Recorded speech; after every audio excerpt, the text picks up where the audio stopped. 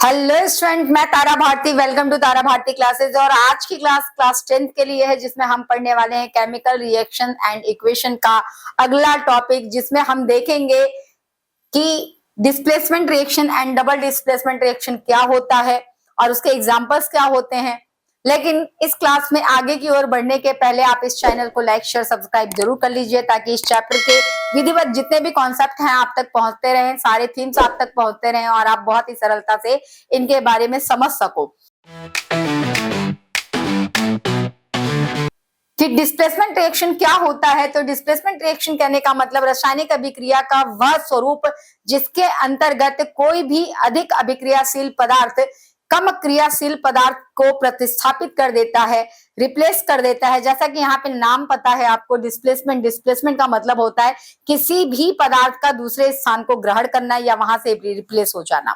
तो जब कोई रासायनिक अभिक्रिया संपन्न होती है और उस रासायनिक अभिक्रिया में दो अभिकारकों के बीच में अगर पहला अभिकारक ज्यादा अभिक्रियाशील है, तो वो कम अभिक्रियाशील या कम रिएक्टिविटी वाला नेचर को शो करने वाले तत्व को विस्थापित कर देता है, तो हम इसे डिस्प्लेसमेंट रिएक्शन के नाम से जानते हैं। वहीं पे डबल डिस्प्लेसमेंट रिएक्शन का मतलब होता है द्विविस्थापन अभिक्रिया। ऐसी रासायनिक अभिक्रिया जिसमें आयनों का आदान प्रदान होता है, उसे हम द्विविस्थापन अभिक्रिया के नाम से जानते हैं। मैं यहाँ पर सभी के एग्जांपल्स आपको शो करके दिखाती हूँ, ताकि आपको यहाँ पर कोई भी डाउट ना रह जाए। जैसा कि मैंने आपको बताया कि डिस्प्लेसमेंट रिएक्शन के अंतर्गत कोई भी ज्यादा अभिक्रियाशील पदार्थ कम अभिक्रियाशील पदार्थ को रिप्लेस कर देता है, प्रतिस्थापित कर देता है। ऐसी रासायनिक अभिक्रिया को हम विस्थापन अभिक्रिया या फिर डिस्प्लेसमेंट रिएक्शन के नाम से जानते हैं, जिसके एग्जाम्पल में मैंने आपको बताया है। जब हम Fe को CuSO4 यानी कि कॉपर सल्फेट के साथ, यानी फेरस को जब हम कॉपर सल्फेट के साथ रिएक्शन कराते हैं, तो हमें मिलता है उत्पाद के तौर पर फेरस सल्फेट और बाद में हमें कॉपर रिलीज होता हुआ दिखाई देता है। यहाँ पर आप देख रहे हो कॉपर सल्फेट था जो कि फेरस के साथ जुड़ जाता है। फेरस जो है वो क्या करता है, कॉपर को रिप्लेस कर देता है और सल्फेट के साथ संयोग करता है। वहीं पे बात अगर हम डिस्प्लेसमेंट रिएक्शन की करते हैं, डबल डिस्प्लेसमेंट की, तो इसमें आयनों का आदान प्रदान होता है, यानी दोनों ही अपने अपने स्थान को प्रतिस्थापित कर लेते हैं। इसका एग्जाम्पल है सोडियम सल्फेट की बात करते हैं। अगर हम सोडियम सल्फेट को बेरियम क्लोराइड के साथ रिएक्शन करवाते हैं, तो एज अ प्रोडक्ट हमें barium sulphate plus sodium chloride प्राप्त होता है। अगला जो रिएक्शन है वो हमें देखना है ऑक्सीडेशन और रिडक्शन का। तो ऑक्सीडेशन का मतलब होता है अपचयन, और उपचयन की बात अगर हम करते हैं, तो उपचयन वाली जो अभिक्रिया होती है वो वहां पर आप नॉर्मली देख के चलिए कि ऑक्सीडेशन को अपचयन का नाम दिया जाता है और उपचयन का नाम दिया जाता है रिडक्शन को।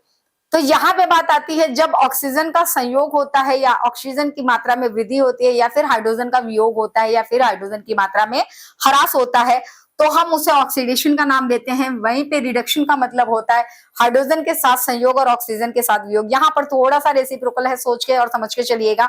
ऑक्सीडेशन में ऑक्सीजन का संयोग होता है, हाइड्रोजन का वियोग होता है।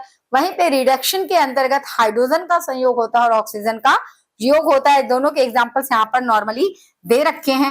लेकिन जब किसी एक ही रासायनिक अभिक्रिया के अंतर्गत ऑक्सीडेशन और रिडक्शन दोनों की अभिक्रिया संपन्न हो रही हो, अपचयन और उपचयन दोनों की अभिक्रिया संपन्न हो रही है, तो हम उसे रेडॉक्स रिएक्शन के नाम से जानते हैं।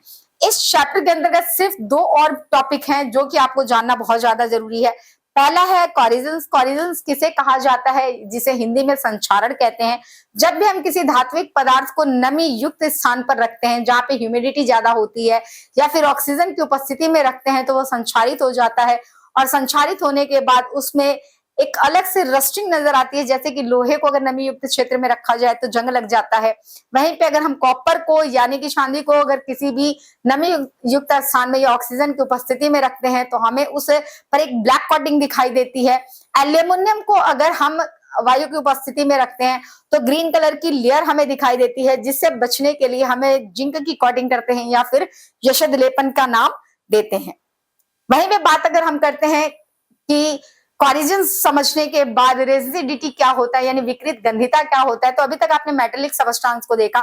अगर हम किसी भी बायोटिक सबस्टांस की बात करते हैं, ऑर्गेनिक सबस्टांस की करते हैं, खास करके खाने पीने के पदार्थों की, तो अगर उन खाने पीने वाले पदार्थों को हम नमी युक्त स्थान पर या जहां पर ह्यूमिडिटी ज्यादा है, आर्द्रता ज्यादा है या फिर वायु की उपस्थिति है तो वो उसकी कनेक्टिविटी में आते ही डिकम्पोज होना चालू हो जाते हैं और अपने स्मेल में बदलाव ले आते हैं, यानी विकृत गंधिता को शो करते हैं, जिनकी बैड स्मेल आती है।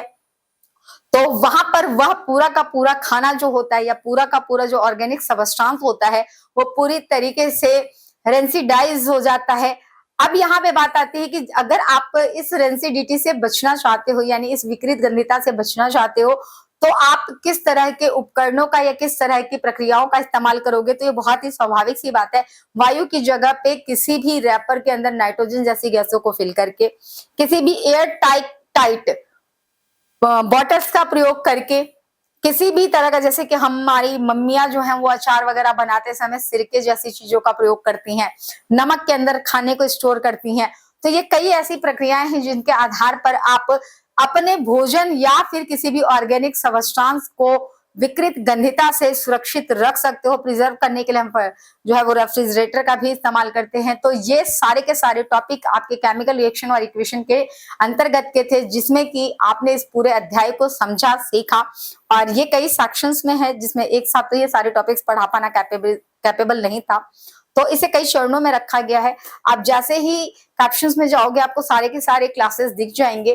तो आशा है आपको इस क्लासेस के माध्यम से ढेर सारी जानकारियां मिल रही होंगी और सारे कॉन्सेप्ट भी क्लियर हो रहे होंगे। तो आज की क्लास यहीं पे समाप्त होती है। आपकी टीचर, आपकी मेंटोर तारा भारती। धन्यवाद।